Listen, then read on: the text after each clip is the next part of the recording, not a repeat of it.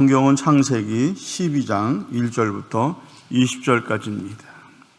여호와께서 아브라함에게 이르시되 너는 너의 고향과 친척과 아버지의 집을 떠나 내가 네게 보여줄 땅으로 가라. 내가 너로 큰 민족을 이루고 네게 복을 주어 내 이름을 창대하게 하리니 너는 복이 될지라. 너를 축복하는 자에게는 내가 복을 내리고 너를 저주하는 자에게는 내가 저주하리니 땅의 모든 족속이 너로 말미암아 복을 얻을 것이라 하신지라. 이에 아브라함이 여호와의 말씀을 따라갔고 롯도 그와 함께 갔으며 아브라함이 하란을 떠날 때 75세였더라.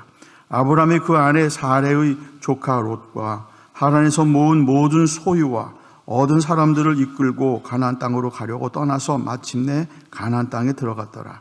아브라함이 그 땅을 지나 세겜 땅 모래 상수리 나무에 이르니 그때 가나안 사람이 그 땅에 거주하였더라. 여호와께서 아브라함에게 나타나 이르시되 내가 이 땅을 내 자손에게 주리라 하신지라. 자기에게 나타나신 여호와께 그가 그곳에서 제단을 쌓고 거기서 베델 동쪽 산으로 옮겨 장막을 치니 서쪽은 베델이요 동쪽은 아이라. 그가 그곳에서 여호와께 제단을 쌓고 여호와 이름을 부르더니 점점 남방으로 옮겨갔더라. 그 땅에 기근이 들었으므로 아브라함이 애굽에 거류하려고 그리로 내려갔으니 이는 그 땅에 기근이 심하였음이라. 그가 애굽에 가까이 이르렀을 때에 그의 아내 사레에게 말하되 내가 알기에 그대는 아름다운 여인이라. 애굽 사람이 그대를 볼 때에 이르기를 이는 그의 아내라 하여 나를 죽이고 그대는 살리리니 원하건대 그대는 나의 누이라 하라. 그러면 내가 그대로 말미암아 안전하고 내 목숨이 그대로 말미암아 보존되리라 하니라. 아브라함이 애굽에 이르렀을 때에 애굽 사람들이 그 여인이 심히 아리따움을 보았고 바로의 고관들도 그를 보고 바로 앞에서 칭찬함으로 그 여인을 바로의 궁으로 끌어들인지라.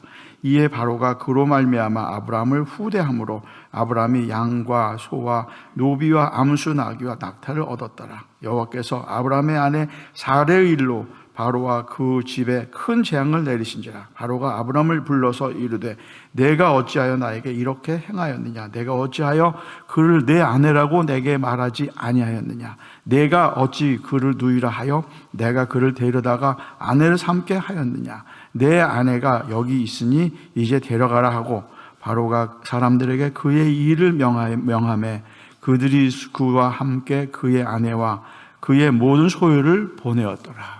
아멘. 이 시간에는 추진영 목사님께서 말씀을 선포하십니다. 말씀의 제목은 그 땅에 기근이 들었으므로입니다.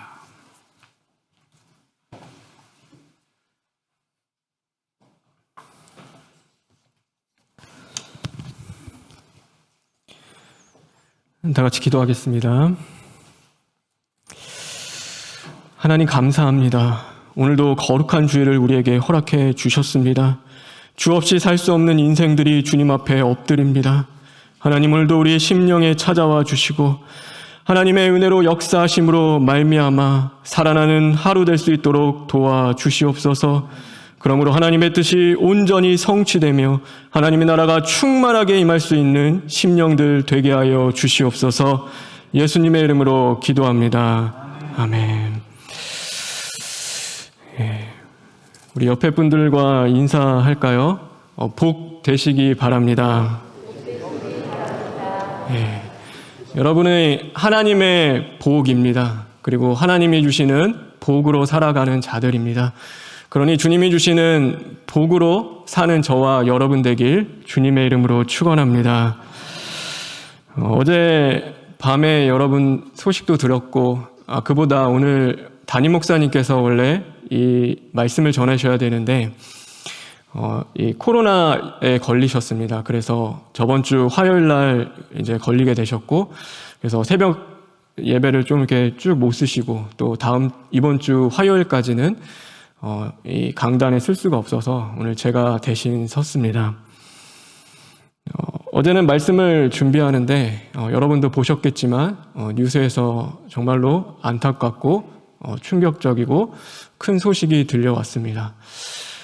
이태원에서 많은 젊은 사람들이 그 모인 곳에서 그 압살을 당하게 되고 심정지가 오게 되고 거의 한 149명 정도 되는 청년들이 이 목숨을 잃게 되었습니다. 그 안타까운 뉴스를 보는데 또 하나의 동영상이 올라오는데 어떤 거였냐면 한쪽에서 이 앰뷸런스가 막 줄비에 있고 이 심폐소생술을 하고 있는데 또 한편에서는 젊은 사람들이 무리들이 모여서 음악을 틀고 거기서 춤추고 노래 부르는 그 영상이 거기에 딱 올라와 있었습니다. 제가 그 영상을 보는데 너무나 마음이 아팠습니다. 한쪽에서는 생명이 죽어가고 있는데 저 사람이 죽든지 말든지 상관없이 오늘 내가 내 인생 즐겨야겠고 정말로 내가 이 날을 놓치지 않으려고 그렇게 고심하며 기다렸는데 왜 내가 죽어가는 저 사람 때문에 내 이 즐거움을 빼앗겨야 되느냐라고 하며 그 젊은이들이 그곳에서 춤추며 한쪽에서는 심폐소생술 이 소방관들이 목숨 하나 살리기 위해서 그렇게 노력하며 애쓰고 있는데 그들은 아랑곳하지 않은 그 모습을 보면서 마음이 너무 아팠고 혹시 제가 그걸 보면서 느낀 거는 그 무관심함이 오늘 우리의 무관심은 아닐까라는 그 생각을 또 하게 되었습니다. 교회가 저도 그렇지만 자신을 발견하고 제 신앙생활을 하다 보니까 정말로 세상에 대하여 무관심하지 않았나. 정말 세상의 그 젊은이들, 그들이 그 아픔과 고통과 또 그들의 그 영적인 그 모든 자리 가운데서 정말로 무관심하게 살아가지 않았나라는 제 자신이 발견되었습니다.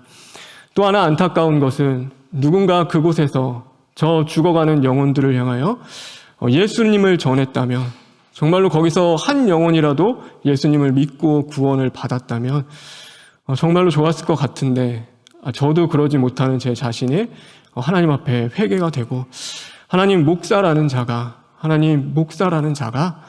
하나님 죽어가는 영혼들이 있는 곳에 가지 못하고 그곳에서 그들을 향하여 눈물을 흘리고 예수 믿어야 산다고 그들에게 전하지 못하는 제 자신을 바라보며 제가 죄인이고 제가 교만하고 저기서 춤추는 저 악한 영혼들이 그들이 문제가 아니라 오늘 내가 정말로 악한 영혼이었구나. 그 자신이 발견되게 되었습니다. 바라고 원하는 것은 여러분 우리 신앙은요 하나님이 혼자 하는 것이 아니라 함께하게 만들어 주셨습니다. 그래서 아브라함에게도요 너는 모든 민족에게 복이 되라고 말씀하고 계십니다. 너 혼자 복 받으라고 하는 것이 아니라 너를 통하여 모든 민족이 복 받기를 간절히 원한다라는 것이 바로 하나님 아버지의 마음인 것입니다. 제가 정말 바라고 원하는 것은 저와 여러분을 통하여 하나님이 주시는 하늘의 복과 구원과 영생의 그 생명이 오늘 이 땅 가운데 죽어가는 그 많은 영혼들에게 온전히 전해지기를 간절히 바랍니다. 그 일 가운데 쓰임받기를 구하십시오. 오늘도 하나님이 역사하시고 하나님 우리는 부족하고 연약하나 우리를 통하여서도 하나님 그 구원이 그들에게 전해질 수 있도록 도와주십시오. 구하면은 하나님이 인도해 주시고 역사해 주실 줄 믿습니다. 우리가 돈으로 사는 사람은 이 돈이라는 것이 현실이 됩니다. 그래서 돈에 의해서 움직이게 됩니다. 또 권력을 살아가는 사람은 권력이 현실이기에 권력에 의해서 움직이고 세상의 즐거움과 향락을 따라 살아가는 사람들은 그것이 현실이기에 또 그 즐거움을 따라서 움직이게 되어 있습니다. 그러면 성도는 무엇으로 사는 사람일까요? 저와 여러분 성도는 하나님의 말씀으로 사는 자들입니다. 그래서 말씀이 곧 우리가 사는 세상이요 또 우리의 현실이 되어야 하는 것입니다. 하나님께서 아브라함을 부르셨습니다.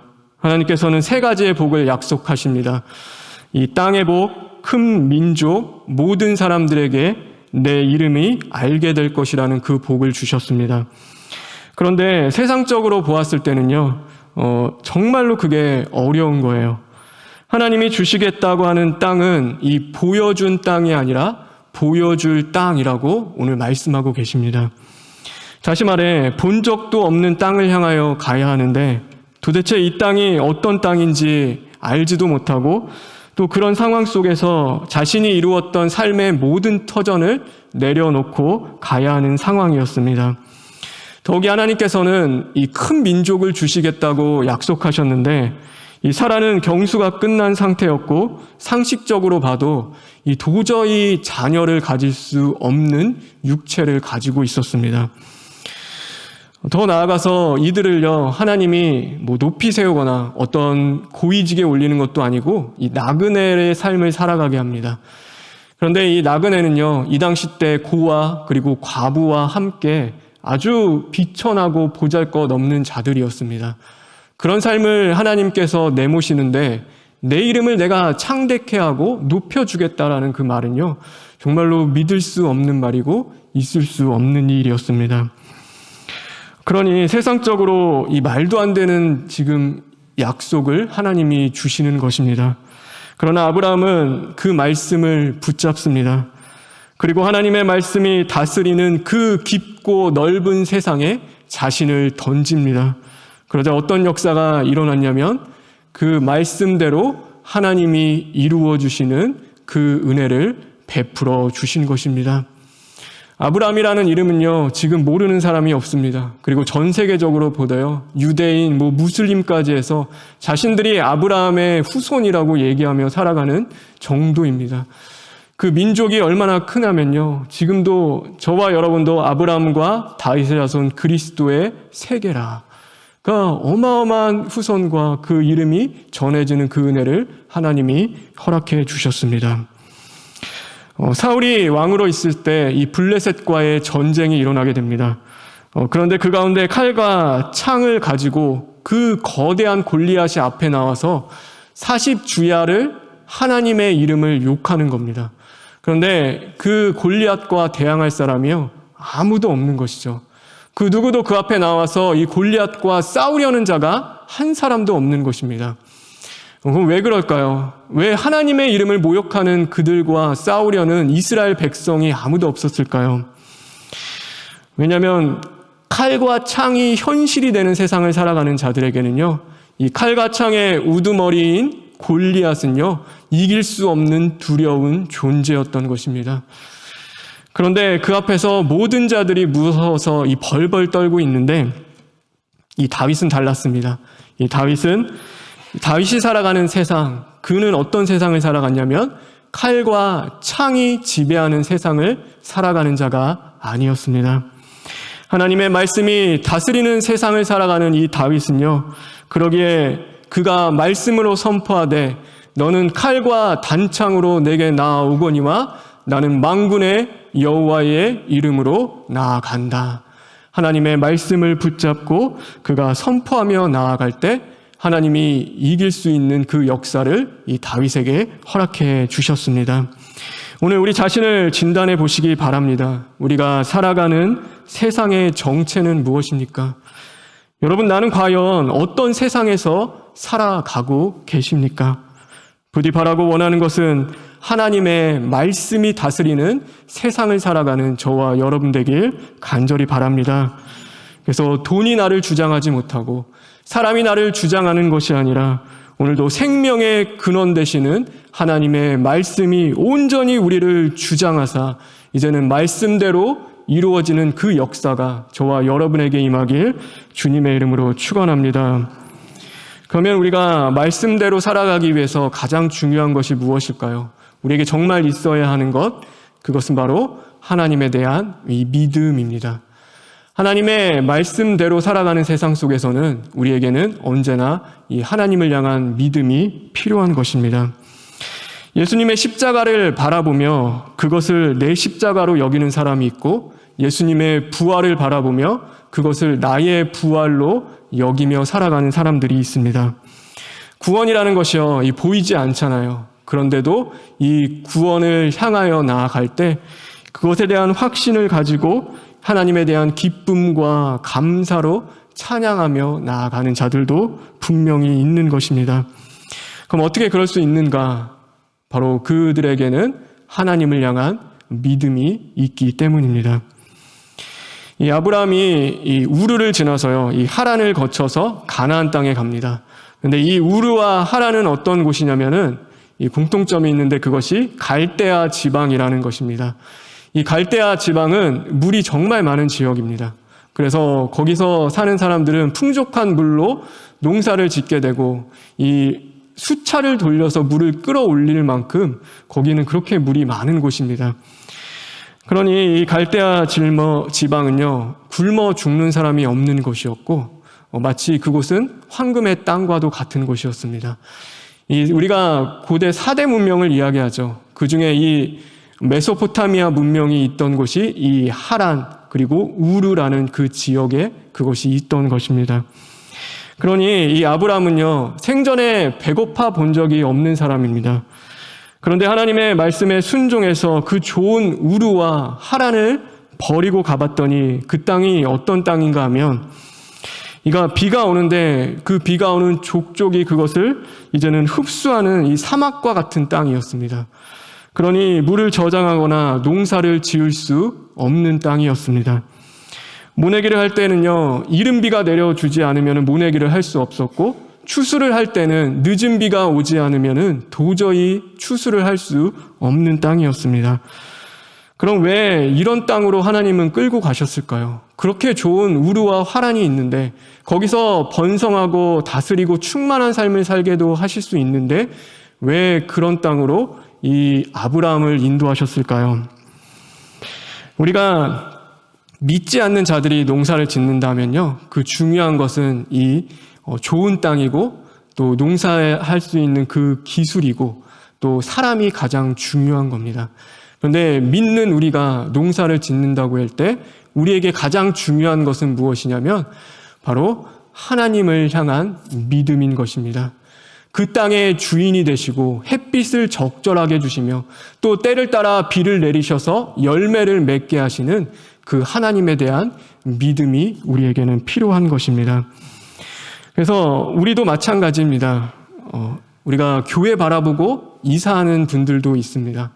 그리고요, 정말로 하나님 잘 믿겠다고 해서 이 믿는 자들과 이 결혼을 하게 되는데, 그러니까 이사 와서 왔는데 그렇게 삶이 힘들고 어려운 거예요. 내가 전에 있을 때 그 고향이 생각나고, 그때는 그래도 사람들도 있었고 옆에 있는데 내가 하나님 바라보면서 이 교회 앞으로 이사를 왔는데 왜 이렇게 사는 게 어렵고 힘들까? 그러면서 그 안에서 불평이 나오기도 하고, 하나님의 말씀대로 믿는 자들과 결혼을 했는데 정말로 믿으면은 우리가 행복하고 하나 되고 잘 살 것 같은데 왜 이렇게 다툼이 많고 싸움도 많고 이렇게 하나 되지 못하는 것들이 있을까라고 하며 이 마음이 심히 어렵고 힘든 것입니다. 그런데 우리도 이미 하나님을 믿는 자들로서 이 약속의 땅에 들어간 자들인데 하나님의 약속의 땅에 들어간 우리에게 고난을 주시기도 하고 사건을 주시기도 합니다.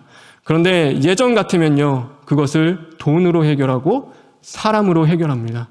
그런데 오늘 우리는 누구를 믿는 자들이죠? 하나님을 믿는 자들입니다.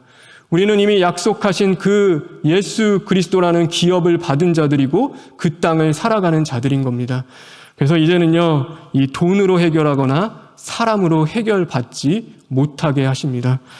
하나님은 오직 의인은 믿음으로 말미암아 살리라. 우리에게 그 말씀을 주신 것 같이 나를 부르시고 택하신 구원으로 인도하시는 하나님에 대한 믿음으로 해결하도록 하나님이 우리를 이끌어 가시고 인도하시는 것입니다. 다시 말해 성도에게 일어나는 모든 문제는 이 돈 문제 같고 사람 문제 같고 관계 문제 같은데 이것은 영적인 문제인 것입니다. 그래서 문제가 왔을 때 우리는 제일 먼저 무엇을 합니까? 하나님 앞에 엎드려 그 하나님 앞에 기도하며 부르짖고 나아가는 것입니다. 하나님 도와주십시오. 하나님, 나에게 이 사건과 문제가 닥쳐왔는데 하나님 정말로 이해할 수 없고 제가 어떻게 하면 좋겠습니까? 하나님의 뜻은 과연 무엇입니까? 우리는 그 앞에 엎드려 하나님 앞에 구하며 나아가는 것입니다. 하나님의 묻고 하나님의 방법대로 해결받는 저와 여러분 되길 간절히 바랍니다. 그래서 우리는 하나님에 대한 믿음으로 살아가는 겁니다.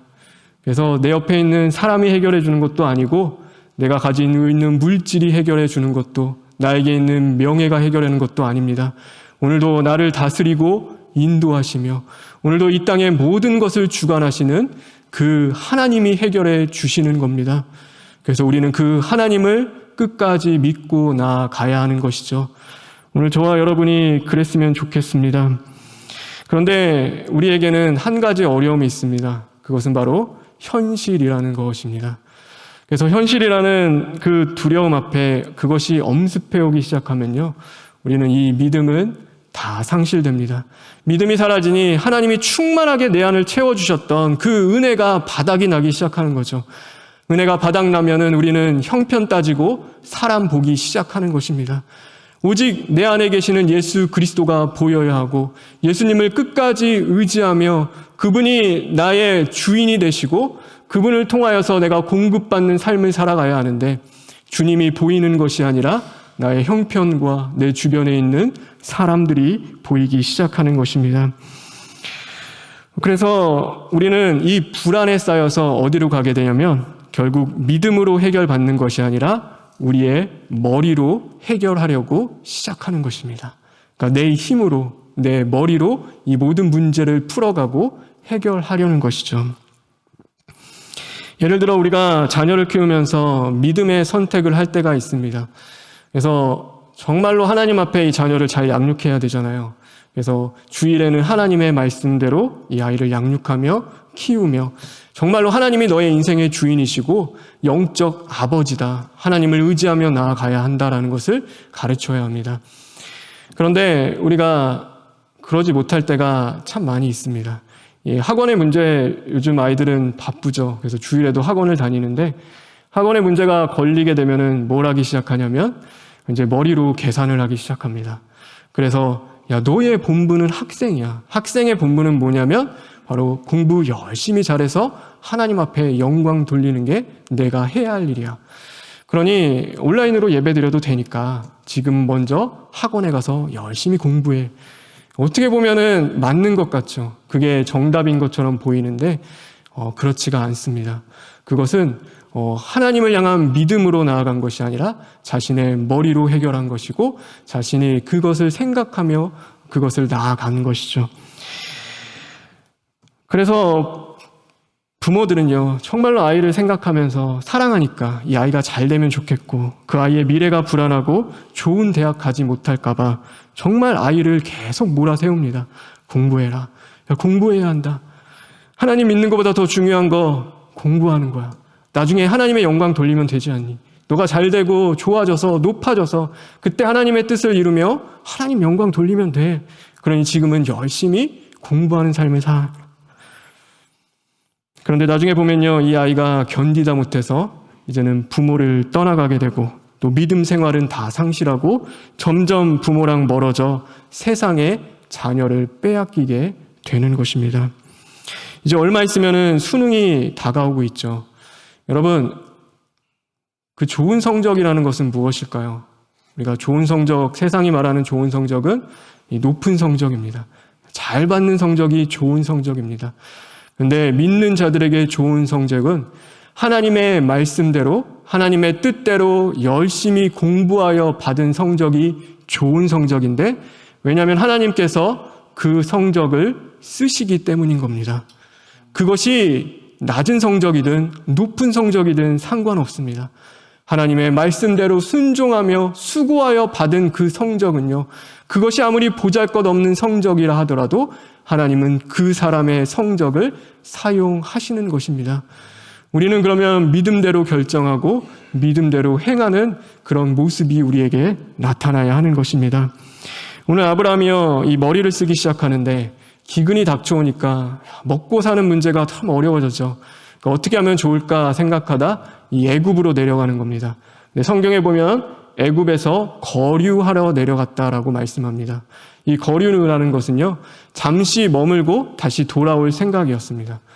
그래서 이 기근의 때만 좀 면하면 되니까, 그래도 내가 약속의 땅을 완전히 떠난 것이 아니라 하나님 내 마음 아시죠? 지금 얼마나 어려운지 아시죠?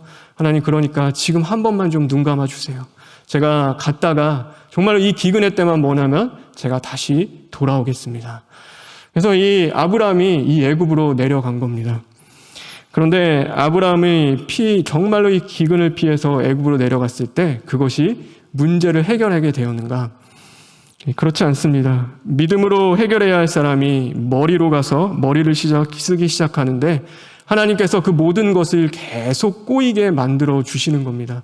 야, 이제 기근이 해결됐나 보다. 야, 그래, 애굽 왔으니까 이제 기근을 좀 면했네 하는데 무슨 문제가 터지냐면 이 자신의 아내 사라의 문제가 터지기 시작하는 것입니다. 거기 갔더니 이 사라를 좋게 여기는 사람들이 너무 많아지는 것이죠. 그러니까 이 아내를 지킬 힘도 없죠. 나그네의 삶이라 이 아내를 지키고 내 목숨 하나 보장하기 어려우니까 또 이 아브라함이 머리를 쓰기 시작합니다. 그때라도 하나님 앞에 엎드려서 하나님 앞에 자복하며 회개하며 용서를 구하면 되는데 그래도 또 머리를 쓴 게 뭐냐면 사라한테 내 누이라 하라라는 그거를 하는 거죠. 이때 이 고대 풍습이 어떤 풍습이 있었냐면 이 여인을 내 아내로 맞아가기 위해서는 이 지창금이라는 것을 내야 됐습니다. 그래서 그 가족에게 지창금을 내지 않으면 아내로 삼을 수 없었고 이 지창금을 내면은 아내를 데려갈 수 있는 것입니다. 그런데요, 이 아브라함이 생각하겠죠. 이 높은 금액을 부르는 것입니다. 도저히 사람이 줄 수 없는 뭐 10억, 20억 그 정도 갖고 오면은 내 누이를 드리겠습니다. 아내로 데려가십시오. 얼마든지 데려가도 됩니다. 그런데 10억, 20억을 갖고 오십시오. 그 지창금이면 제 아내를 드리겠습니다. 제 누이를 드리겠습니다. 근데 도저히 그 지창금은 마련될 수 없는 돈이죠. 평생을 벌어서 노력하고 고생해도 그 돈이 마련이 안 되는 겁니다.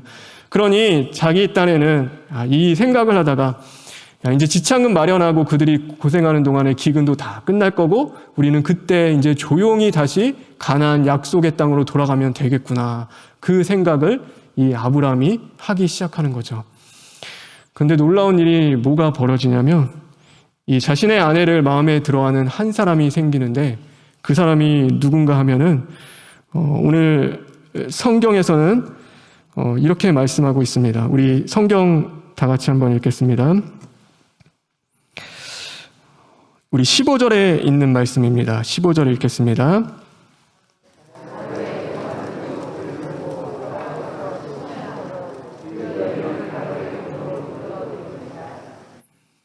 예. 오늘 뭘 하냐면요. 어떤 사람이 내 아내를 마음에 들어 하냐면 바로 이 애굽의 바로 왕이었습니다. 그래서요, 이 돈을 서슴없이 낼 수 있는 사람이었고 그에게는 돈이라는 것이 그거에 대해서 구속을 받지 않는 자였죠. 그러니까 얼마든지 원하면은 그것을 낼 수 있는 일이 벌어지는데 그러니까 자기조차도 상상할 수 없는 그 일이 오늘 벌어진 겁니다. 하나님이 그렇게 만들고 이끄시는데 믿음으로 풀어야 하고 믿음으로 해결받아야 할 그 사람이 오늘 하나님 앞에 엎드려 믿음으로 구하는 것이 아니라 자신의 머리로 해결하려 하고 그 머리로 풀려 하는 그 삶 속에서 하나님이 계속 그 모든 것들을 꼬이게 하시고 인간의 생각으로는 도저히 감당할 수 없는 그 상황으로 이 아브라함을 몰아가시기 시작한 겁니다. 그러니까요, 결국 자신이 사랑하는 이 아내까지도 빼앗기는 그 일이 벌어지고 말았습니다. 얼마나 황당하겠습니까? 인간으로서는 도저히 있을 수 없는 일이 계속 그에게 일어나고 벌어지는데 아브라함이요, 그때서야 깨닫게 되겠죠.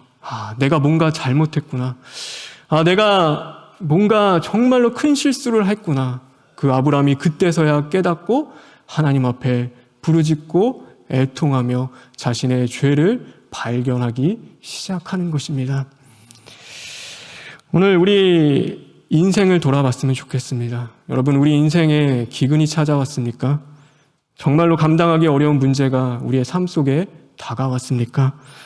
여러분, 그렇다면 그것을 나의 힘과 머리로 해결받는 것이 아니라 오늘도 우리의 머리 되시고 구주가 되시는 예수 그리스도 안에서 하나님이 주시는 믿음으로 해결받는 저와 여러분 되길 간절히 소망합니다. 그래서 정말로 쉽고 빨리 가는 길은 하나님 앞에 엎드리는 겁니다. 그래서 내 죄가 보이면 그 죄를 발견하며 시인하고 회개하는 것이 가장 빠른 것이고 내가 정말로 죄를 용서받아야 될 것들이 있다면 그것에 대한 용서를 구하고 용서받는 것이 가장 빠른 길인 것입니다.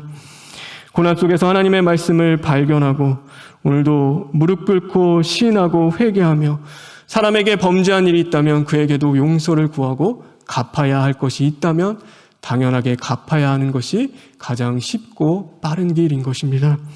그러므로 하나님의 말씀을 따라 움직이되 정말로 영적으로 나아갈 수 있고 거룩함을 이룰 수 있고 또 정직함으로 나아가는 저와 여러분 되기를 간절히 바랍니다.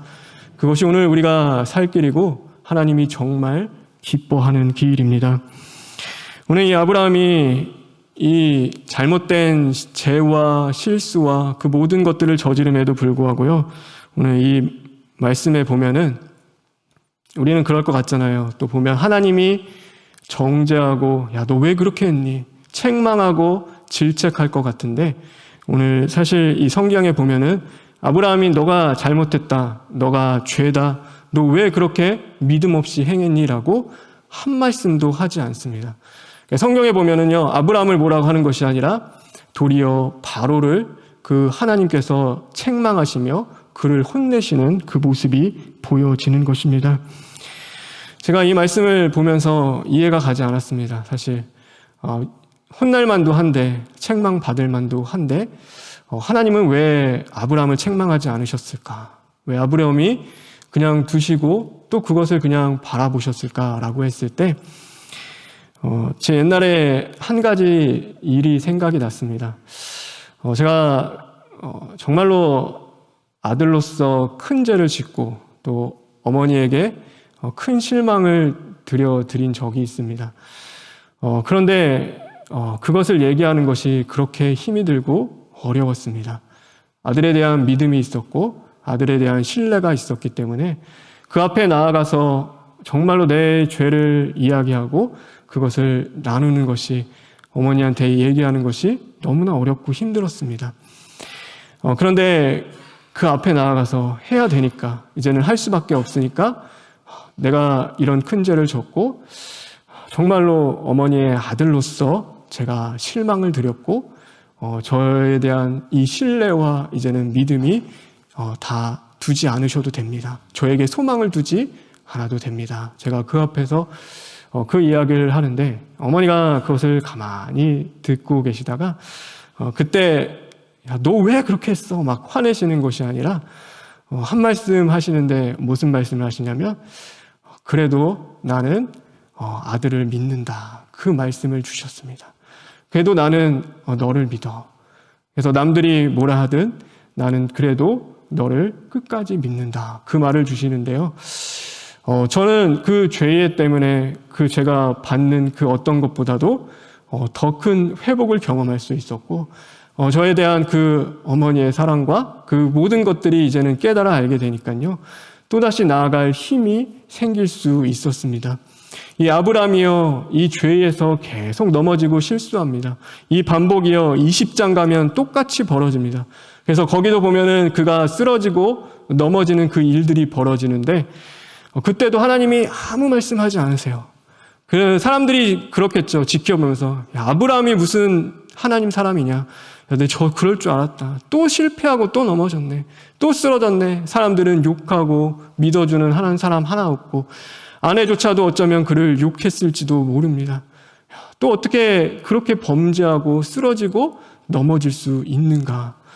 그런데 그 상황 속에서요, 이 아브라함을 믿어주는 유일한 한 분이 계십니다. 끝까지 그를 믿어주는데 그분이 바로 여호와 하나님이셨습니다. 그래서 하나님이요, 이 아브라함을 끝까지 믿어주십니다. 괜찮아. 너 그 고백 얼마 못 갈 거 알고 있었어. 너 어차피 가면 또 엎어질 거 알고 있었어. 사람들이 내 고백 다 안 믿어도 괜찮아. 내가 내 고백을 믿는다. 너는 복이 될 거야. 왜? 바로 내가 너와 함께 하니까. 내가 너를 반드시 복의 근원 되게 만들 거니까 내가 아버지다. 걱정하지 마. 내가 너의 아버지가 되어줄 거고 오늘 이 믿음의 여정, 거룩한 그 길을 끝까지 걸어갈 수 있도록 내가 지켜줄게. 하나님 다시는 안 그럴게요. 하나님 용서해 주세요. 하나님 내 죄 때문에 또다시 쓰러지고 넘어질 때마다 하나님은 또다시 그것을 받아주시고 믿어주는 것입니다. 아니, 우리 딸이 또 나를 사랑한다고 얘기했구나. 또 나에게 와서 나를 의지하는구나. 얼마나 기쁜가. 우리를 쳐내는 것이 아니라, 밀어내는 것이 아니라 또다시 받아주고 또다시 인정해주고 우리에게 나아와 그래 걱정하지 마. 죄 씻어줄게. 다시 거룩해 되자. 깨끗이 씻음받고 또 나아가자. 실패하지 마. 실망하지 마. 오늘 너를 이끄는 것은 바로 나 여호와 하나님이다. 너의 믿음을 지키는 것은 너가 아니야. 너를 이끌어주고 너의 안에 그 믿음을 불어넣은 나 만군의 여호와 하나님 너의 아버지다. 여러분, 믿음이 내가 지킨다고 지켜질까요? 여러분이 준 믿음은요, 하나님이 주신 겁니다. 여러분, 옆에 있는 사람을요, 그 모습과 갖고 비판하지 않았으면 좋겠습니다. 그러니까 행위만 보고 그들을 판단하지 마세요. 저도 그렇지만 저도 그럴 때가 너무 많아요. 그런데 그 믿음 누가 줬는지 아세요? 하나님이 주신 겁니다. 그거는 우리가 평가할 수 있는 믿음이 아닙니다. 그것은 하나님이 그에게 불어넣어 주신 믿음인데 단지 그에게 보여지는 그 모습과 상황 속에서 그가 얼마나 지금 믿음의 싸움을 하고 있는지, 그 안에서 어떤 일들이 벌어지고 있는지, 하나님이 그를 어떻게 이끌어 나가는지 우리는 아무것도 모르잖아요. 그런데 우리의 그 얄팍한 지식과 머리로 그것을 평가하고 판단하며 살아가는데 그것이 얼마나 큰 죄인지 모릅니다. 우리가 해야 할 일은 함께 기도해 주는 겁니다. 정말 어렵고 힘든 그 상황 속에 있다면, 내 안에 내 눈앞에 그의 어려움이 보인다면 그것을 정죄하는 것이 아니라 하나님 보이시죠? 하나님 정말 하나님 알고 계시죠? 나도 이렇게 힘든데 정말로 저 죄 때문에, 저 안에 있는 것 때문에 힘들어하는 그는 얼마나 고통스럽고 어렵겠습니까? 하나님 도와주십시오. 하나님 제발 살려주시고 말씀으로 다시금 살아 역사하셔서 그가 믿음이 살아날 수 있도록 주님 도와주십시오. 우리는 그렇게 기도하며 나아가는 것입니다. 세상은요, 기회를 주지 않습니다. 그렇죠? 세상은요, 봐주는 게 없습니다. 우리는 실패하지 말아야 합니다. 그래서 늘 계산하고 계획해야 합니다. 한 번도 실패하지 않기 위해서. 그러나 하나님은 그렇지 않습니다. 하나님은 쓰러지고 넘어져도 우리를 다시 일으켜 세우며 우리를 이끄시는 분입니다. 그리고 그분이 이 세상을 주관하고 다스리고 계시다는 사실을 저와 여러분 잊어버리지 않기 바랍니다. 세상은 사람이 아니라 하나님이 주관하고 계시고 오늘도 나의 인생을 끝내 이끄시며 나의 인생을 들어 쓰시는 분은 바로 여호와 하나님이신 겁니다. 그래서 그 하나님을 끝까지 믿고 의지하며 매일의 삶 속에서 이제는 말씀을 따라 움직이는 삶이 되어서 말씀을 이루어갈 수 있는 저와 여러분 되게 주님의 이름으로 축원합니다. 우리 다 같이 기도하겠습니다. 우리 기도했으면 좋겠습니다. 하나님, 내가 머리로 생각했던 것들이 있습니까? 하나님, 나에게 있는 이 사건과 문제와 기도의 제목들 가운데 하나님, 내가 계산하고 따지는 영역들이 있었습니까? 하나님, 그것이 다 부서지고 파괴될 수 있도록 주님 도와주십시오. 이제는 믿음으로 행하는 자들 되게 하여 주시옵시고 하나님이 살아 역사하심 가운데 하나님의 인도하심을 경험하는 이 심령들 되게 하여 주시옵소서 하고 다 같이 기도하시겠습니다. 감사합니다. 하나님, 우리를 불쌍히 여겨주시옵소서. 날마다 주의 길에 돌아서는 우리 입니다. 하나님, 오늘도 심령으로 갖고 상한 심령으로 주님 앞에 나옵니다. 그러나 주님, 우리를 불쌍히 여기신 주님의 사랑으로서 다시금 살려주시기를 감사합니다.